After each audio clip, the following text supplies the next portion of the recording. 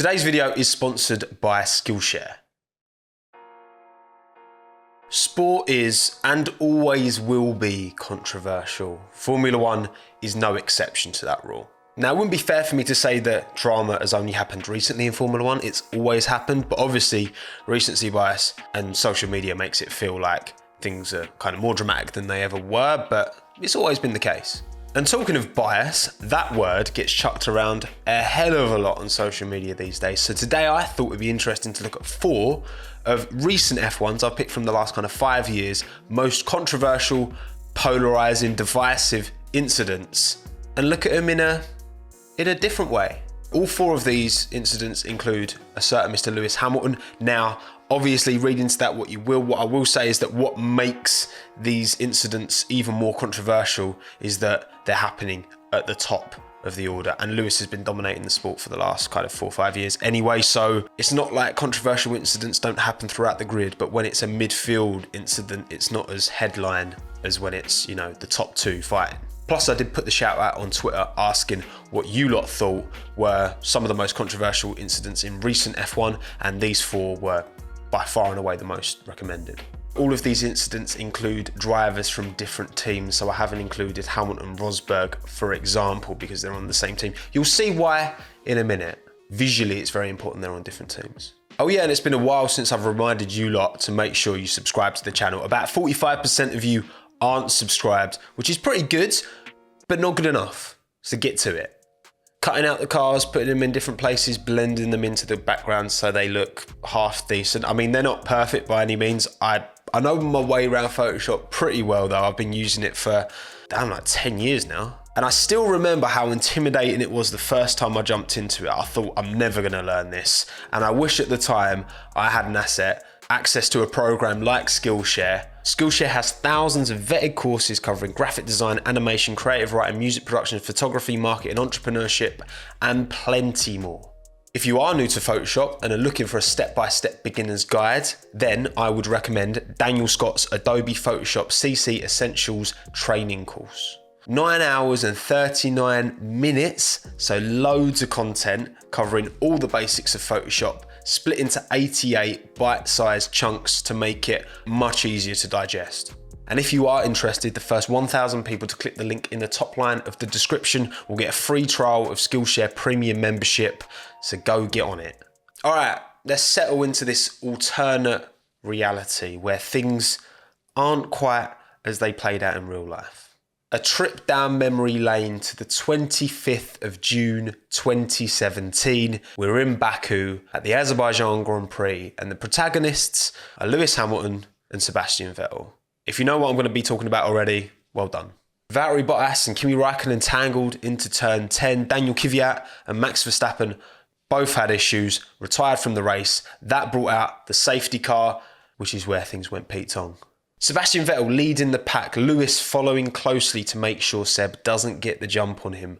Going into turn 15, Vettel takes his time. Lewis seems to be expecting Sebastian to be quicker though, and hits at a fair whack of pace the back of that Ferrari. Damage to both cars, especially Lewis's front wing. Hamilton then pulls alongside Vettel, feeling that Seb had brake tested him, and purposefully bumps into the side of that Ferrari. Crashes into the side. Hamilton was rewarded with a 10-second stop-go penalty for dangerous driving, which he wasn't remotely happy about at the time. He would, though, later go on to apologise once the dust had settled. Okay, so back to real life. Seb ended up finishing 46 points behind Lewis by the end of the season, which, again, when you consider the whole season, that's pretty close. They had a lot to fight for. They were always going to come to blows. And this one will certainly go down as one of the most memorable instances from the hybrid era because, how often do you get a car purposefully drive into another one in such an obvious fashion, I suppose? Like, it's not 2021 Open lobbies. On to number 2, and it's the 9th of June 2019. We're at the Circuit Gilles Villeneuve, and it is the Canadian Grand Prix. The protagonists, it's Lewis and Seb again. So let's jump forward to lap 48 of 70. Hamilton leading Seb by a couple of seconds or so, but Vettel doing his best to hunt the Brit down. Turn 3 is where it goes down. On entry, Lewis ever so slightly loses his rear end, which causes him to head straight over the grassy inside part of turn 4. Vettel senses this is the opportunity. He nails his corner entry and goes for a gap that is on the outside of turn 4.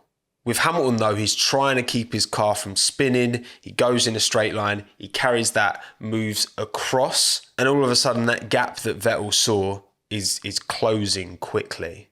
Seb has to get out the throttle to stop himself being sandwiched between the Mercedes and the wall, which returns them to their original running order. Seb appeals on the radio that it was a dangerous re-entry, whereas Lewis says there was nothing more he could have done. The stewards, on the other hand, decide that Lewis could have done better and give him a 5-second post-race penalty, which results in, a farcical, we can all agree on that, finish to the race where the driver in P2, because they're within 5 seconds, wins the race. And feeling begrudged after the end of the race, Lewis iconically picks up the P2 board and sticks it in front of Sebastian Vettel's car. Number 3 on this list, and we only have to move 7 races later in the 2019 season. It's the 8th of September 2019, we're at the Autodromo Nazionale de Monza, and it's the Italian Grand Prix. Lewis is involved alongside young Ferrari protégé Charles Leclerc. Charles would just come off the back of a win at Spa, although by this stage in the season he was like 111 points behind Lewis. But anyway, alternate universe, lap 23. Hamilton is leading Charles out of that first chicane, but Charles is right on his rear end. They're essentially fighting for the lead because Bottas and Ricciardo ahead haven't pitted yet. Leclerc gets closer and closer as they both fly through the Curva Grande, and then they've got to make a decision. That turn 4-5 chicane is a big braking zone, so Charles pulls over to the right and they come alongside. They are essentially wheel to wheel. As they get into the braking zone though, Lewis just edges over and just pushes over into Charles's space. Now, you be the judge, did he leave him enough space? So as Lewis moves over, Charles moves onto the dirt, collects some, that compromises his braking, and then he has to take the long way around the corner. You could hear the collective upset and disdain from the Ferrari fans at Monza, only made worse by the fact that Lewis would go on to win the race. And finally, incident 4 of 4. It's the 18th of July 2021. We're at Silverstone for the British Grand Prix. Who were the drivers again involved in a controversial incident? It's Max Verstappen and Lewis Hamilton, obviously. This one's still pretty raw. Going into this weekend, Lewis, for once, isn't ahead in the driver's title. Max is 32 points clear. That's more than a race win ahead of Lewis going into this Grand Prix. Both cars, of course, qualify on the front row. And that first half of a lap, was amazing. The wheel-to-wheel battle was so good. They were so close, but they just about gave enough space to each other. Very Mansell-Senna vibes. It was such a shame what happened next. Coming out of Brooklands, Lewis is ahead, but Max gets a fantastic run on him. He's tucked right behind Lewis's rear wing down the old pit straight. It looks like Max is going to go left, but he perfectly jinks to the right, finds a tiny space that he can just about fit his car in to the right of Lewis's car. Max is at least 80% alongside when they hit the brakes. Lewis moves over to the left to try and open up the corner so he can carry more speed, which is the kind of right move to do if you're on the outside there. Now, of course, Max is on the inside, but that's also the dirty side of the track. He's got a full fuel load, as of all the cars. But Max has got to get that car stopped to get it into the corner. Neither driver yields. That is true both for alternate and real reality. And they come together. This is a 180 mile an hour track. Lewis's rear right hits Max's front left. The tyre flies off. Lewis hits the wall at 180 miles an hour, 51G accident. Max is a very lucky boy to be able to carry on without terminal damage to his car. The red flag also means that Red Bull mechanics are able to get that car back to 100%.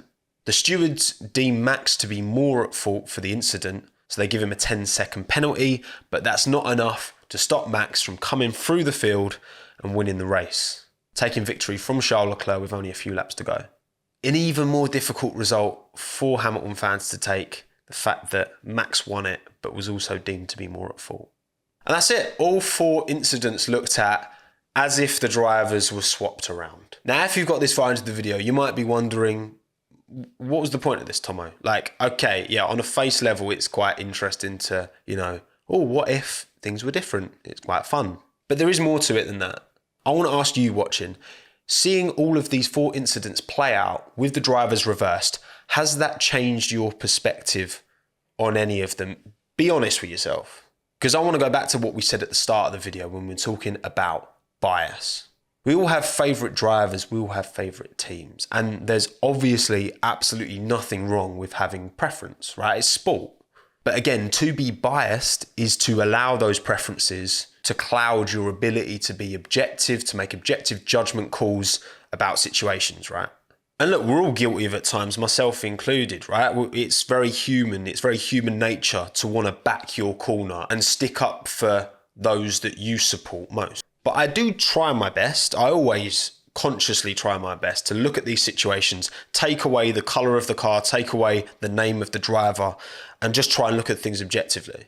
There's a lot of tribalism in sport, and obviously particularly for the drivers and the teams, I don't begrudge them of that because it's their job to stick up for their corner. I get that. But as fans, I think we all need to do more to look at these. If we're going to have nuanced discussions about these incidents, we need to be coming from a place of objectivity. Otherwise, it's just going to be like football Twitter. Like, for example, take the 2019 Canadian Grand Prix incident when Seb moves the P2 board in front of Lewis's car. Like, I thought that was great TV. I thought that was funny. And I think most fans saw it in the same way, okay? But imagine if Lewis did that. I don't think he would be held to the same standards as Sebastian Vettel in that instance. And again, the Silverstone crash, if you're a Max fan, would you still be saying that, you know, Lewis understeered into you if the roles were reversed and Max was the one on the inside? And Hamilton fans, would you still be saying that Max turned in too aggressively and was more at fault if the roles were reversed? Probably not. But like, I feel like we should be trying to be objective. For me, maybe this comes from the fact that I'm, you know, a lifelong West Ham fan and an Alex Albon fan, right? I've not picked the glamorous, easy life in terms of the drivers and the football teams that I support. When those entities have struggles and collectively people criticise them, like most of the time, I'm in agreement. I don't enjoy it. I don't like, you know, West Ham playing badly or Alex driving badly. But when it happens, I can't just blindly defend them. That would be disingenuous of me to defend all of their decisions. But at the same time, if I do support, if Alex has a good drive, if West Ham have a good game, that doesn't mean I'm being biased.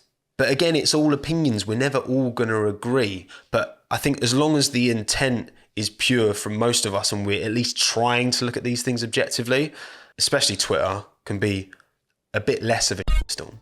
But anyway, that's a wrap. Thank you very much for watching. Please let me know in the comments if you'd like me to do another one of these, maybe pick some other incidents that maybe weren't as high profile, maybe were more like mid or bottom of the field battles, particularly ones of drivers with different teams. Because again, just visually with Photoshop, if I'm just changing the numbers and the helmets, I mean, it's just a bit meh, isn't it? But yes, thank you so much, honestly, for all the support. I really do appreciate it. Thank you again to Skillshare as well for sponsoring this video. My name continues to be Tommo. Thanks again. Have a good one. Ta-da.